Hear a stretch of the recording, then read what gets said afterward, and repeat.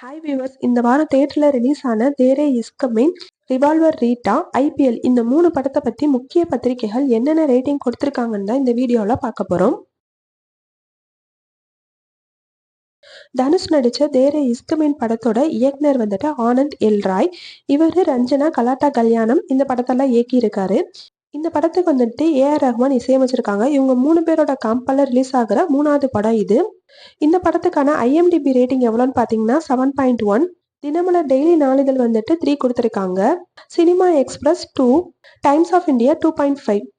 இது ஒரு family love drama. இந்த படம் ஒரு நல்ல வாட்சபிள் படமா இருக்கு. கீர்த்தி சுரேஷ் மற்றும் ராதிகா நடிச்ச ரிவால்வர் ரீட்டா இந்த படத்தை ஜே.கே. சந்துரு இயக்கியிருக்காரு. இந்த படத்துக்கான ஐஎம்டிபி ரேட்டிங் எவ்வளோன்னு பார்த்தீங்கன்னா 4.6. தினமலர் டெய்லி நாளிதழ் 2 கொடுத்துருக்காங்க. Cinema express 2, Times of India 2. இது ஒரு டார்க் காமெடி ஃபிலிம். இது ஒரு சுமாரான படம் தான். ஐபிஎல் இந்தியன் பீனல் லா. இந்த படத்துல யூடியூப் பிரபலமான டிடிஎஃப் வாசன், பொல்லாதவன் கிஷோர், அபிராமி இவங்க எல்லாரும் நடிச்சிருக்காங்க. இந்த படத்தை கருணாநிதி இயக்கியிருக்காரு. இந்த படத்துக்கான ஐஎம்டிபி ரேட்டிங் எவ்வளோன்னு பார்த்தீங்கன்னா 6.2. இது ஒரு கிரைம் அண்ட் பொலிட்டிக்கல் ட்ராமா. இந்த 3 படத்துல உங்களுக்கு பிடிச்ச படம் எதுன்னு சொல்லிட்டு கமெண்ட்ல மெசேஜ் பண்ணுங்க. தேங்க்ஸ் ஃபார் வாட்சிங்.